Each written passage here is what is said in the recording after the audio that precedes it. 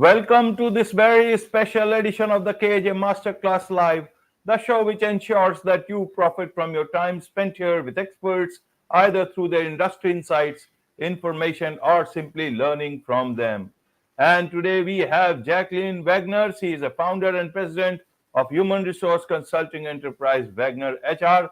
She has been in this line for 25 years and enjoyed the honor of training and consulting with thousands of workers in an assortment of industries concerning all aspects of employment, law, human resources, diversity, equity, inclusion, and belonging. Welcome to the show, Jacqueline. Thank you so much for having me.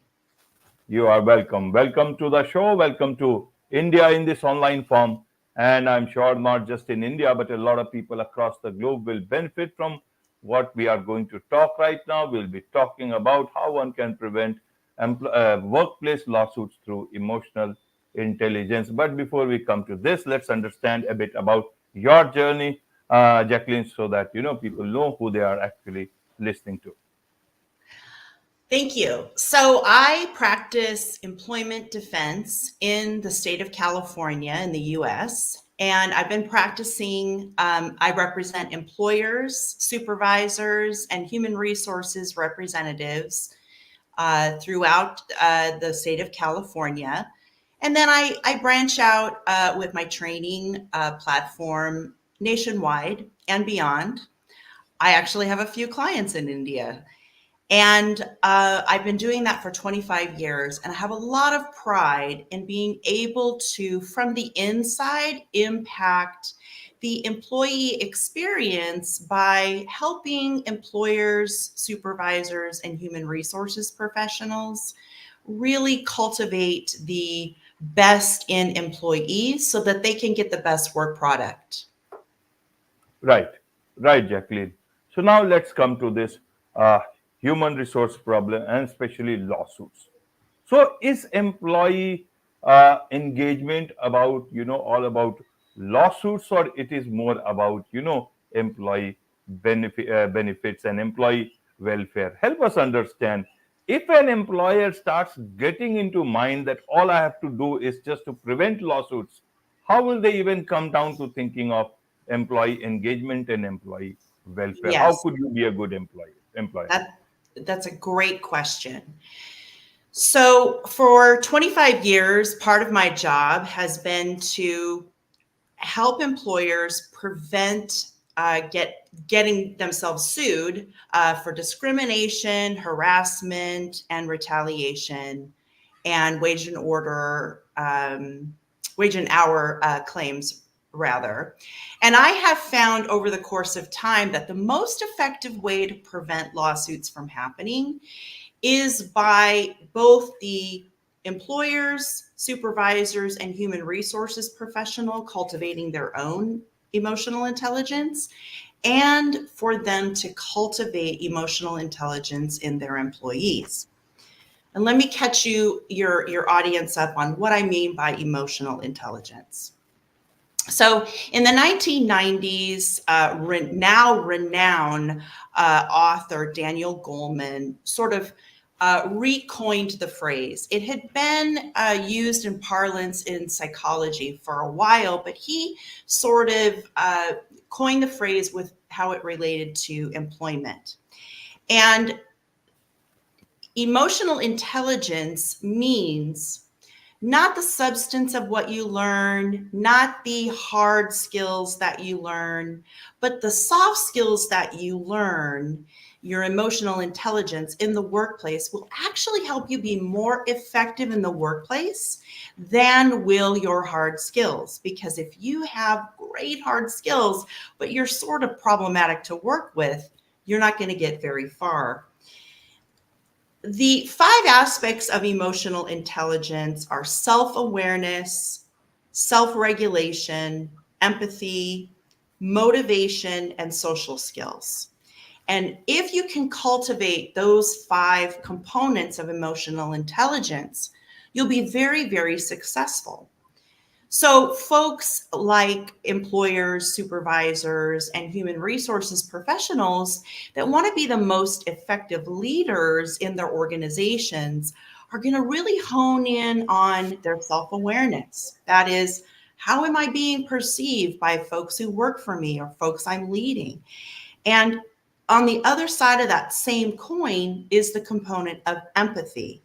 How am I relating to my employees and those I lead in the most effective way so that they're not resenting me and they're not harboring contempt for me?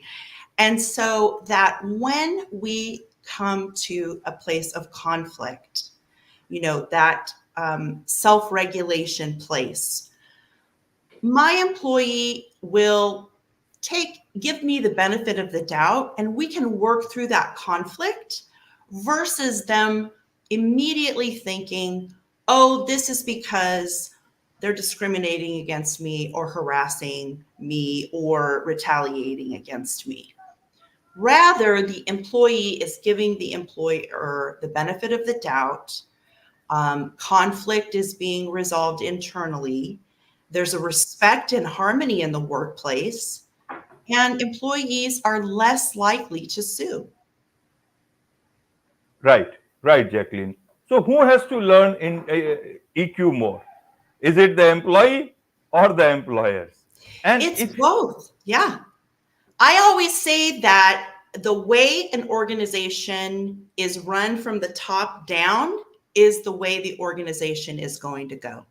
The leadership has to take that first step in cultivating their own emotional intelligence, especially the component of empathy, to be an effective leader. And then it will trickle down, and the employees will feel respected.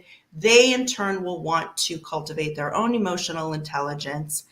And if you train your employees in emotional intelligence and how to cultivate their own emotional intelligence, your organization is going to prosper and grow and be harmonious. right, right, Jacqueline. So, EQ, emotional intelligence, empathy, these are inherent qualities. You either lose them along the way or you develop it much more, you fine tune that. That's How right. do you, at a particular point in time, as an employer or an employee, how do you cultivate that emotional intelligence if it is less or it's not there? Is there some sort of a medical injection that you inject in either of these people and it will happen? I want to understand the practical aspect of it, Jacqueline. Well, that is a great question. And don't I wish that it could just be a medical injection, but unfortunately not. So, the way to cultivate employee emotional intelligence, if you're a leader, is by offering training to your employees, like that we offer at Wagner HR, to work with your employees so that they are aware of their own mindset. I saw your guest from a couple days ago was about the growth mindset. That's one of the things that we teach the folks we're training. Teaching different components of emotional intelligence so that the employee can become self-aware. And in the process of becoming self-aware, which is the first component of emotional intelligence, they're learning empathy and self-regulation. So we teach self-regulation, we teach motivation, we teach both the leader how to lead, and we teach the employee how to cultivate their own emotional intelligence. Right, right, Jacqueline. When we talk of lawsuits, lawsuits are the last resort. Where does this communication breaks down between an employee and the employer? Who is responsible? Is the owner actually responsible or the middle level employees who are the supervisors, who are the managers? They have their more employees get triggered more by their supervisors' ego. They are the ones who create.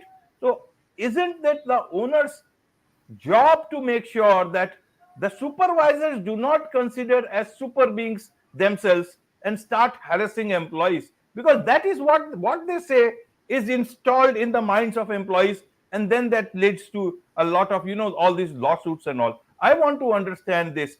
What are the they, because the middle managers are also employees.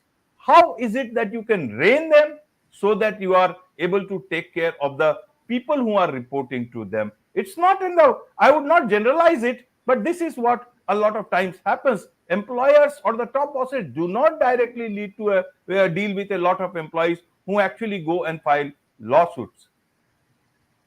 So leadership comes from the top. And the leaders in the organization, in my view, are responsible for setting the tone and climate for the rest of the organization. And if we don't have buy-in from your leadership, it's going to be very hard to press your middle management into behaving in such a way that the leader isn't modeling. So, in my view, it comes from the top down. The leader is the most important figurehead at the company or the organization or the entity to set an example for the rest of the organization.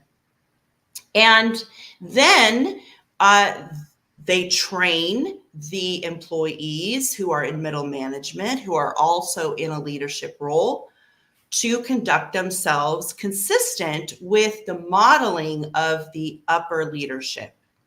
And then, in turn, the lower level employees, your line employees, your boots on the ground, they're going to be mirroring the culture and climate that they're seeing from leadership and middle management. Right, right, Jacqueline. You are an HR leader. You know about these things. But when we look at the role of HR in today's companies, my perception from outside, or even with whatever people I interact with, is that HR is not being seen nowadays. What is it, only a perception, or is it actually happening within organizations? Either the HR thinks that it has been, diminished to a role that they can do not have a voice, or is it actually they are there only to make sure that their jobs are secure? Because in most of these cases, it always comes down to the top boss and the employee. The HR does not seem to be existing, or even if they exist, they always seem to be only speaking the voice of the employers, which again aggravates the situation. Very, very few times I have seen that it actually resolves the problem, which finally leads to a lawsuit against the company and the lawyers. And the HR again starts looking for another job anywhere else. That is, if, correct me if I'm wrong, but do let us know what's happening in terms of HR within organizations, because they are also there to resolve things, but lawsuits says that not many people have done their job. Well, that's a very interesting perspective. And I think the diversity, equity, and inclusion pushback that we've received within the HR community, this resistance to expanding the approach to human resources, has led to perhaps some lack of trust in the human resources community. And it's very unfortunate. A good HR leader is going to be a conduit between leadership and the employees. And an effective leader is going to, on a human resources professional, is going to, on one hand, manage the employer's expectations and policies and make sure that the employees are consistent with those policies and procedures. And on the other hand, alerting leadership about the climate and culture with the folks who are the boots on the ground. An effective HR leader is going to wed those two perspectives so that they are in harmony. And the best way for the HR leader to do that is by cultivating her own emotional intelligence so she can really be an effective communicator about what the employer's expectations are, so that you have buy-in from your employees and trust, and you can rebuild that relationship. Right. Right. So, looking at emotional intelligence later on, rather than looking at it during the onboarding or the hiring process, why is it that they don't do so? Because rather than solving the problem when the employee is within the company, or when the owner is also very much entrenched as a business leader, why can't they look at these things at the very beginning when they are hiring, rather than looking at that how much sales this particular person will bring? Rather, they also look at the EQ part. Is there a way to do it, or is it that they don't do it intentionally? I think that uh, leadership is overwhelmed in an ocean of information and trying to manage an effective and profitable organization. That's a tremendous burden. And so, to your earlier point, HR leadership really needs to be entrusted with communicating that message, getting good training for their employees, establishing conflict resolution for their employees so that small problems don't grow into larger problems. But if you're trying to tackle a lawsuit or a large problem with emotional intelligence as a band-aid, that's not going to work. You've got to start when the employee first starts with the organization and start the culture then. For example, there are multiple approaches to handling um, uh, employees who are onboarding in the LGBTQ plus community. You can either wait until they ask for permission to change their email address because they are using an affirmed name, or you can just have a policy in the beginning when you're onboarding. If this issue should arise, this is how we'll handle it. So you have to have a proactive approach to emotional intelligence, to particular needs of employees. And you can't wait until you get sued to address these larger issues. Right, right. Now, let's look at from an owner's perspective. Leave the employees. We'll come to the employees later on, but first, from the owner's perspective, they are good people, we should assume. Then why Absolutely. is it they are good people? What are their fears? What are their challenges when they think of dealing with employees? What is their mindset when they think, okay, these are the employees? Should I treat them well, or if I treat them too well, either way they are going to run away to another organization, and I should rather focus on profit. How do you look at it? I don't assume that all employers are not paying attention to cultivating the emotional intelligence of their employees. I think a vast majority of employers are doing a great job of cultivating the emotional intelligence of their employees. I'm looking for those folks who need a little help in sort of going back to that beginning place as we discussed. But I think that there has to be, if an employer is feeling squeamish about taking that leap, there needs to be some trust that in order to get the best work product out of your employee, they need to have their own psychological safety cultivated. They need to be able to feel like they want to give their best effort. And the best way to do that and to prevent lawsuits is to cultivate that psychological safety instead of having an approach that, we'll deal with that later if we get sued.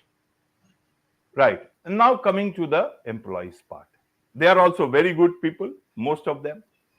Why are they forced to file a lawsuit? Is there a situation where they may not be? Are they trying to harass the employer? Are they trying to get money out of the employer, or are they trying to seek justice? What is your experience of this situation?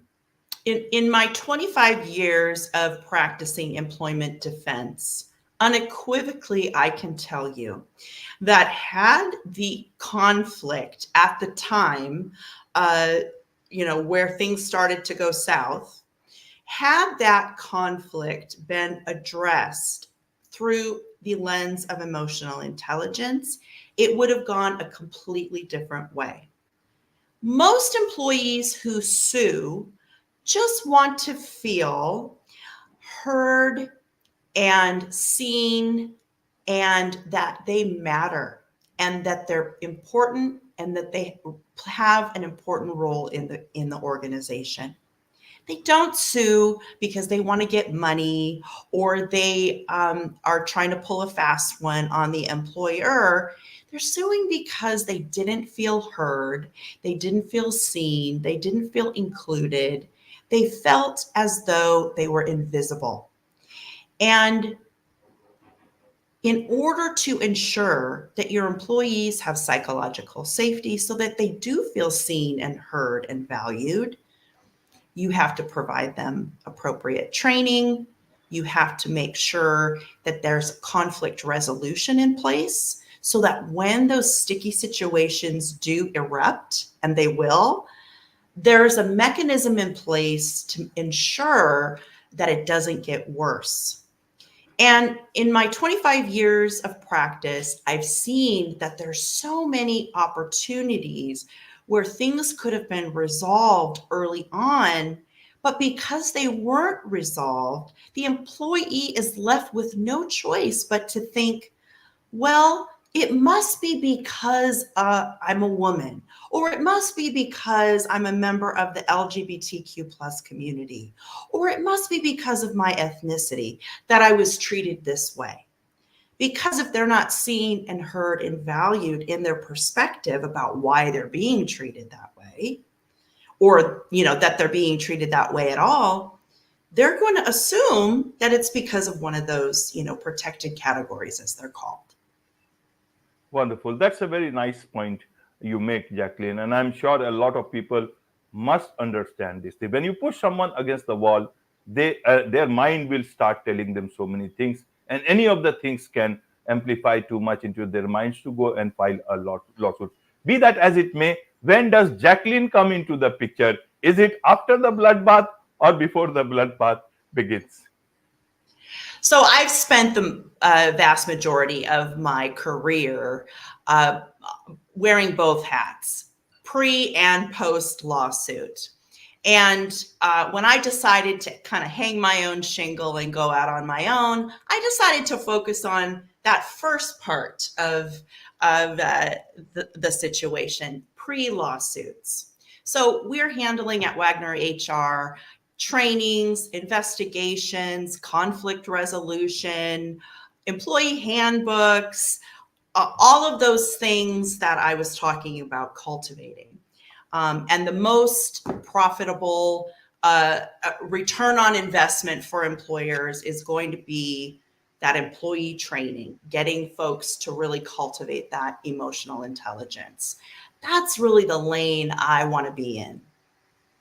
Wonderful. So for those people who would like to connect with you, learn more from you, about your company, about all the training that you provide and prevent all these lawsuits, what's the best way for them to do so? The best way to get a hold of me is on my website at www.wagner, W-A-G-N-E-R, wagnerhr.com. Wonderful. With this, it's a wrap on this very special edition of the KAJ Masterclass Live. Thank you so much indeed for joining us.